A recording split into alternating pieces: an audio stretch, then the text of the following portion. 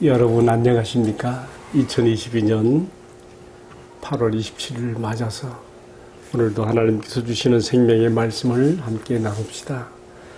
창세기 15장 1절로 11절까지인데 제가 앞부분 봉독합니다. 1절 이후에 여호와의 말씀이 환상 중에 아브라함에게 임하여 이르시되 아브라함아 두려워하지 말라.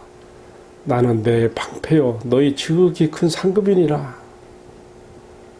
5절입니다. 그를 이끌고 밖으로 나가 이르시되 하늘을 우러러 무뼈를 셀 수 있나 보라. 또 그에게 이르시되 너의 자손이 이와 같으리라. 아브라함이 여호와를 믿으니 여호와께서 이를 그의 의로 여기시고 아멘.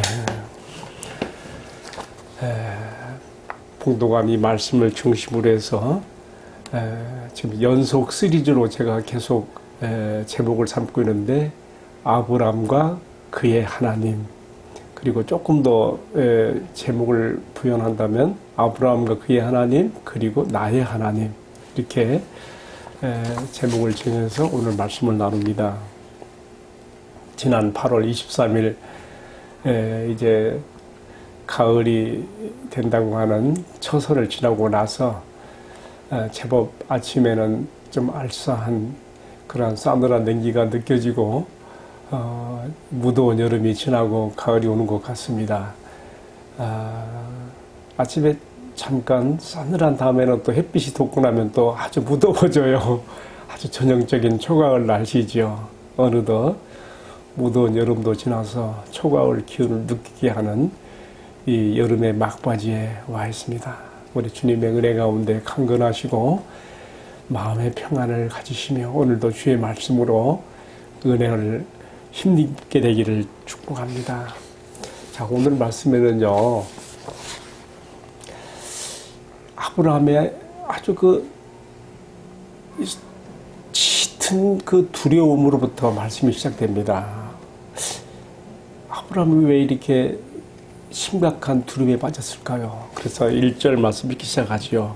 이후에 여호와의 말씀이 환상 중에 아브라함에 임하여 이르시되 아브라함아 두려워하지 말아라.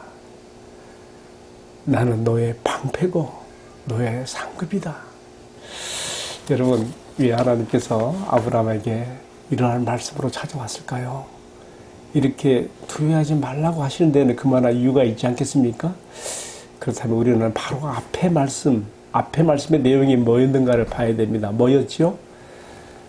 아브라함이 당시 고대 근동지방, 특별히 가나안 일경의 여러 부족 국가들이 사해바다 근처에서 4대 5로 나눠져서 이 부족 국가들이 큰 전쟁을 벌인 것을 우리가 보았습니다. 그때 아브라함의 조카 롯도 사로잡혀 갔고요. 북방에 있는 엘라만 그돌라오멜이 이끄는 연합군이 소돔왕이 이끄는 5개 연합군을 격파하고 다 약탈해가고 사람도 포로로 잡아갔던 것이죠. 그때 이제 아브라함이 결사대를 조직해서 200km 이상을 뒤쫓아가서 가나안의 북단인 단에서 야간 기습으로 그 최대 강국이었던 그돌라오멜 연합군을 격파하고 다 찾아오지요.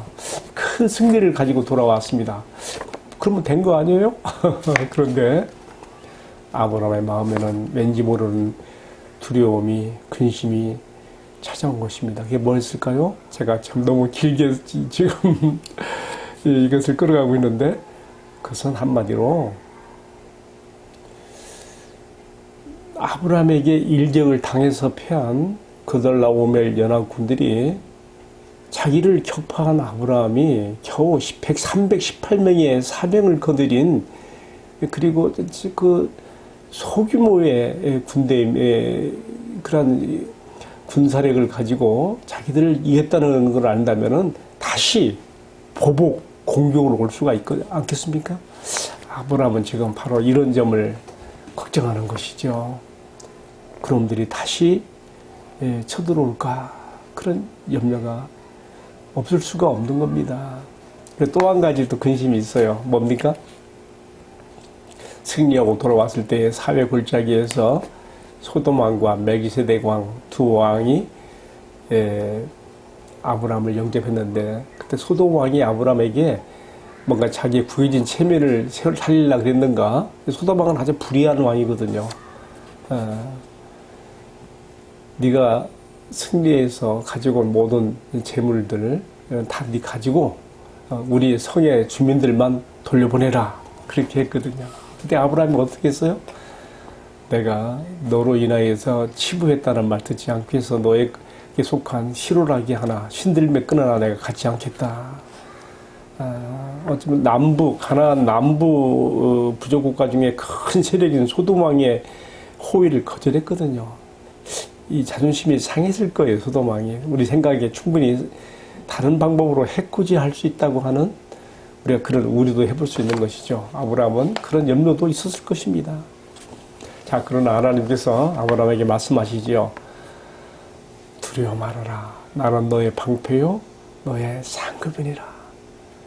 방패란 말은 내가 너의 보호자이시며 또 너의 상급이라는 것은 마치 전쟁에서 전리품을 취하는 것처럼 너에게 합당한 내가 그러한 보응을 준다고 하는 그런 말씀이 아니겠습니까? 그런데 그렇다고 해서 아브라함의 마음의 근심과 두려움이 끝나지 않습니다. 아브라함에게는 더 속 깊은 두려움이 있어요. 걱정이 있어요. 뭡니까? 내가 과연 전쟁에서 대승을 거두고 돌아온들 뭐 이게 대단한 것이냐. 물론 하나님의 은혜로 된 거니까 감사하죠. 근데 한편 내가 지금 나이 80대 중반에 이르러서 지금 가나안 땅에 들어온 지 10년쯤 됐을 때예요. 이때 사건이요. 아직 나의 후계자가 없고 자식 하나 없는데 이 전쟁에서 내가 이기고 나의 유상이 높아진들 이것이 뭐 대수겠느냐. 내 인생이 이렇게 흘러가고 이대로 끝나는 것인가에 대한 마음의 허무함과 두려움도 있는 것이죠. 그러면서 하나님께서 자신을 갈대아 우르와 하란에서 불러내실 때 주신 약속이 있잖아요. 창세기 12장 1절로 3절에 보면 내가 너의 큰 민족을 이루게 하겠다. 가나안 땅으로 불러들이시면서 하나님이 주신 약속이에요.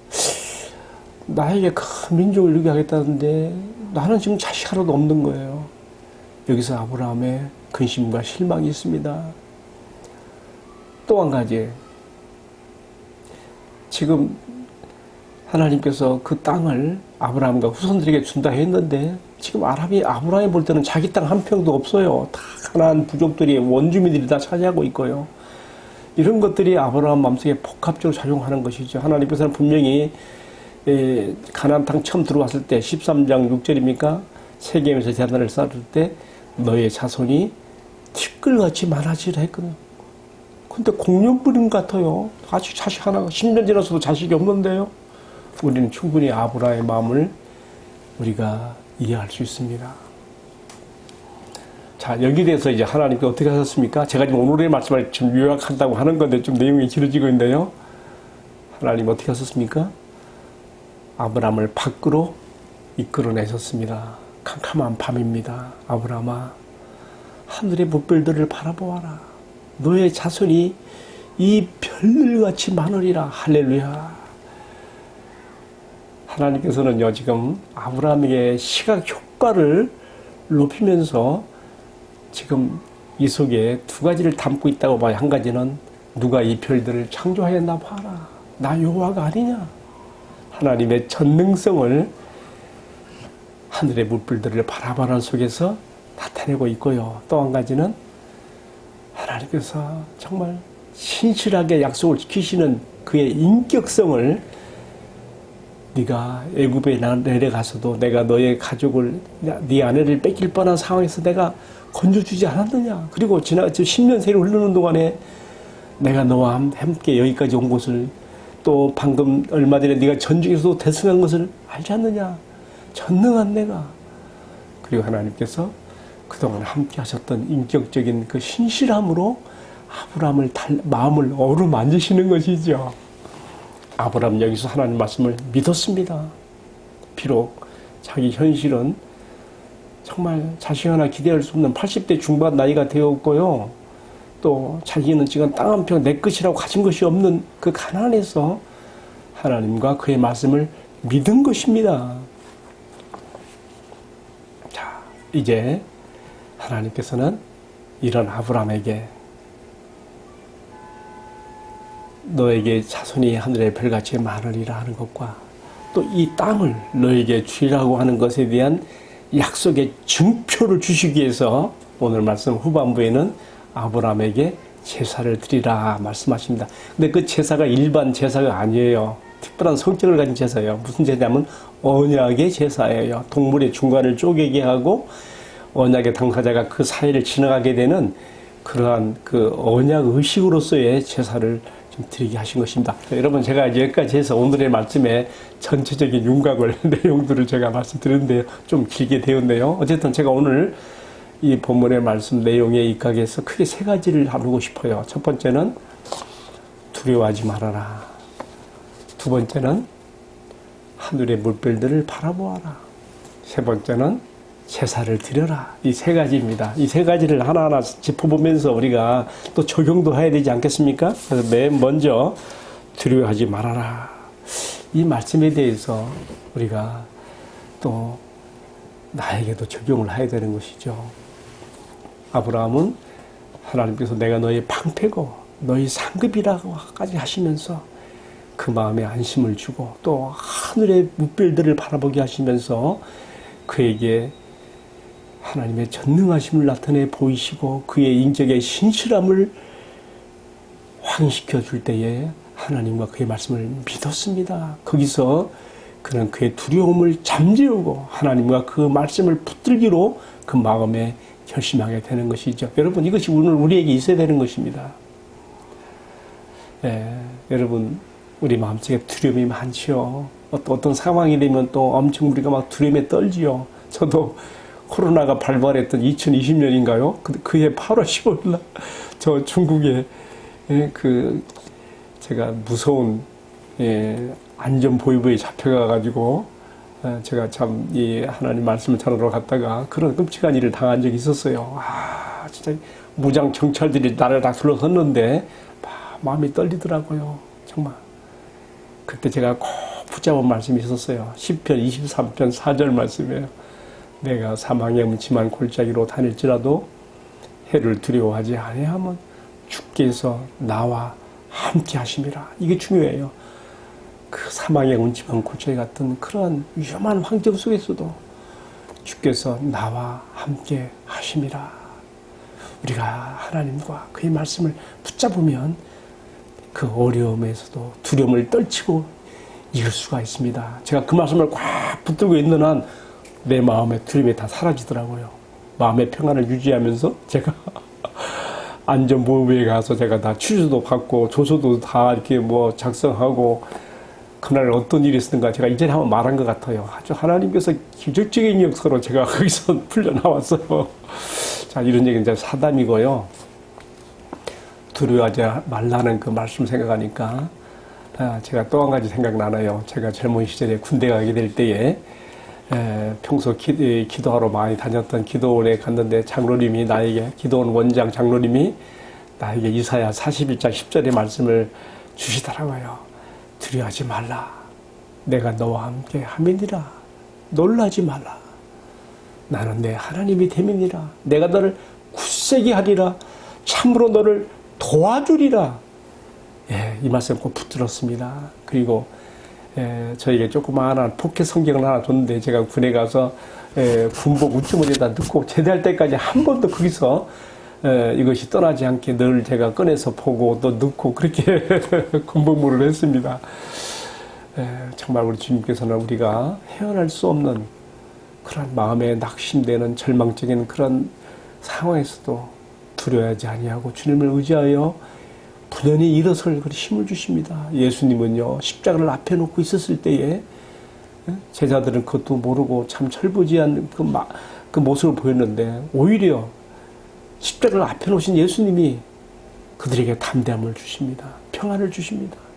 그러면서 예수님 자신도 인간적으로 보면 떨리는 마음이죠. 그렇지만 내 아버지께서 항상 나와 함께 하시도다 하는 그러한 분명한 그런 믿음을 가지시고 또 제자들에게 말씀하십니다. 요한복음 14장 27절에 보면 평안을 너희에게 끼치노니 곧 나의 평안을 너희에게 주노라. 내가 너희에게 주는 것은 세상에 주는 것 같지 아니하니 너희는 마음에 근심하지 말고 두려워하지 말라 말씀하시지 않습니까? 여러분은 지금 어떤 어려움과 두려운 상황에 빠져 있습니까? 그렇죠. 5분 후에 장례를 앞날을 알지 못하는 우리는 정말 두려움 가운데 우리 앞에 펼쳐진 세상을 살아가야 됩니다. 평강의 주님께서 그의 말씀에 아브라함을 붙들어 주신 것처럼 그의 믿음의 후손인 우리들을 붙들어 주십니다. 우리 주님의 전능하심과 또의 그의 신실하심, 인격을 우리가 믿고 의지하고 그의 말씀을 붙잡고 나가주셔야 되겠습니다. 특별히 여기서 하나 강조드릴 게 있어요. 뭐냐면요. 아브라함이 여호와를 믿음에 여호와께서 이를 그의 의로 여기시고 그랬어요. 12장 6절에 나오죠. 아브라함이 여호와를 믿으니 여호와께서 이를 그의 여기시고. 이게 놀라운 말씀이에요. 이 말씀은요. 또 하박국 2장 4절에 가면 하박국 선지자가 다시 한번 리바이벌 재확인시켜요. 하나님의 말씀으로서 오직 나의 의인은 믿음으로 말미암아 살리라. 믿음이 이렇게 중요한 거예요. 그래서 사도 바울이 신약 로마서를 성령의 감동 가운데 기록하면서 이 신칭이 믿음으로 어렵게 되는 바로 이 창세기 12장, 지금 15장 6절에서 바로 이걸 가지고 와요. 또 하박국 2장 4절에서 그걸 가지고 와요. 여기서 하나님 아브라함이 여호와를 믿음에 이를 그의 의로 여기시고 그렇습니다. 여기서 말하는 의라는 것은 나의 도덕 윤리적인 그런 행위로서의 어떤 의가 되기보다는 그런 의가 아니라 하나님과 그의 말씀을 반응하여 믿고 받아들이는 자에게 하나님이 입혀주시는 의인 것이죠. 여러분, 믿음이란 무엇입니까? 하늘에서 뚝 떨어지는 것입니까? 그냥 중국식으로 믿습니다. 그게 아니죠. 믿음에는 믿음의 내용이 필요합니다. 그 내용은 무엇입니까? 하나님께서 자신의 어떠하심을 알려오시는 그의 계시의 말씀에 대해서 내가 반응하여 받아들이는 거기서 믿음이 유발되는 것입니다. 믿음은 그냥 생기는 게 아니죠. 믿음은 들음에서 나며 들음은 그리스도의 말씀으로 말미암느니라 그러지 않았습니까? 하나님께서 자기 자신을 나타내시고 계시하시는 그 말씀에 대한 나의 반응과 받아들임 가운데서 또 그것을 또 실천 적용할 때는 더 이것이 확인이 되는 것이죠. 아브라함이 의로 여기심 받으신 것은 바로 여기에 있습니다. 하나님의 전능하심과 그 인격의 신실함과 그 말씀이 분명한 것에 대한 믿음을 가졌던 것이죠. 오늘 우리가 이 세상을 살아가면서 이러한 믿음으로 의를 얻으며 또 이런 믿음으로 주님을 기쁘시게 하며 또 믿음에 대해서 반응하여 주시는 하나님의 응답과 축복을 받게 되기를 주님의 이름으로 기원합니다. 아멘. 제가 두 번째 말씀을 전해야 되겠네요. 두 번째는요. 하늘의 물결을 바라보라입니다. 아브라함의 마음이 많이 흔들릴 때 하나님께서 다른 무엇으로 그 마음을 이렇게 참 따뜻거리실 수가 없어요. 그래서 그냥 밖으로 데리고 나오셔가지고 캄캄한 밤하늘에 빛나는 별들을 바라보게 하면서 내 자손이 이와 같이 많으리라. 앞에서 설명드렸지만 하나님의 전능하심을 나타내 보이시는 거예요. 누가 이 모든 것을 지었느냐? 네가 지금 자식 하나 없다고 걱정하고 있느냐? 나는 무에서 유를 창조해낸 하나님이다. 걱정하지 마라. 두려워하지 마라. 아브라함은 하나님과 그의 말씀에 신실함을 믿고 의지했고 그리고 이제 거기서 하늘의 물결을 그 마음에 의심이 생길 때마다 하나님께서 시각 효과를 통해서까지 환시켜준 하늘을 별을 보면서 그 마음을 추스렸던 그 우리가 넉넉히 짐작할 수가 있는 것이죠. 자, 어떻게 적용해야 될까요? 오늘 우리에게도 아브라함의 하늘의 별을 바라봤던 것처럼 우리가 바라봐야 될 것이 있어요. 여러분, 우리 마음이 흔들릴 때에 바라봐야 될 것이 필요해요. 우리 마음이 흔들릴 때, 특별히 하나님의 사랑에 대해서 흔들릴 때, 하나님은 과연 나 같은 걸 사랑하실까? 하나님은 과연 나 같은 것을, 하나님은 과연 알고 계실까? 나를 정말 붙들어 주시는 분인가? 나를 인도하시는 분이시. 여러분, 우리가 바라볼 게 있습니다. 무엇입니까? 하나님의 사랑의 최고의 표신, 우리 주님 예수 그리스도의 십자가입니다. 하나님께서 자기 아들 예수 안에서 우리 나타내오신 그 사랑에 다 우리는 모든 염려와 근심을 덜어낼 수가 있습니다. 내가 무엇을 기도하든지 사실 이 모든 기도들은요, 자기 아들까지 아끼지 아니하시고 내어주신 그 사랑 안에서 이미 다 응답되고 있는 것입니다. 여러분, 마음이 흔들릴 때에, 특별히 하나님의 사랑에 대해서 흔들리고 나의 기도한 바에 대해서 응답에 대해서 흔들릴 때에 독생자 외아들까지 아끼지 아니하시고 내어주신 그 사랑을, 하나님의 사랑 속에 모든 게 들어있음을 알고 흔들리지 않는 믿음으로 나가게 되기를 축복합니다. 마지막 하나만 더 말씀드리겠습니다. 세 번째는 하나님께서 제사를 드리라 그랬어요. 그런데 그 제사는 어떤 구체적으로 말하면 언약의 증표를 위한 제사를 드리라입니다. 그래서 3년 된 암소, 3년 된 암염소, 3년 된 수양, 그리고 집들기, 산들기를 잡아서 제사를 드리라 그랬어요. 근데 하나님께서 지금 하나님 지신 제사의 방법이 있어요. 뭐냐면요, 3년 된 암소, 암염소, 수양의 가운데 중간을 쪼개어 벌려놓으라 그랬어요. 벌려놓으라. 왜 그렇게 했는가 하면요, 하나님께서 아브라함과 언약을 맺으시기 위해서 지금 이렇게 하시는 것입니다. 우리가 예레미야 34장 18절에서 20절 말씀 보게 되면요, 당시 고대 근동 지방에서도 사람들이 당사자 간의 언약을 할 때에 이 동물의 중간을 쪼개고 갈라놓은 상태에서 쌍방이 함께 지나가면서 언약을 맺었다고 합니다. 그게 뭐냐면, 이 언약에 배반을 하는 사람은 쪼개진 짐승과 같이 그는 죽게 될 것이라고 하는 아주 엄숙함이 이 속에 담겨 있는 것이죠. 그런데요, 여기서 하나 더 생각해 보겠어요. 왜 해필이면 왜 3년 된 암소, 암염소 수양이냔 말이에요.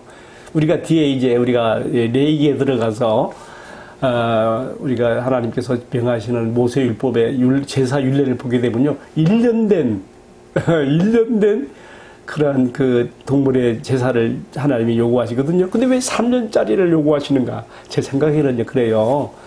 적어도 언약의 그 제사로서 그 동물의 중간을 쪼개어 벌려놓고 지나가게 하려면 아직 1년짜리 너무 어려요. 그래서 충분히 자란 3년짜리쯤 되어야 그렇게 가운데, 동물의 가운데 중간을 쪼개고 벌려놓을 수 있기가 좋기 때문에 이렇게 했다고 봐져요. 어쨌든 제가 내일의 말씀이 이어지는 말씀인데 미리 끌어다가 말한다면은, 해질녘에 하나님께서 그 쪼개진 동물의 그 중간을 지나가시는 표시로서 타는 햇불이 그 중간을 쪼갠 그 사이를 지나가고 있습니다.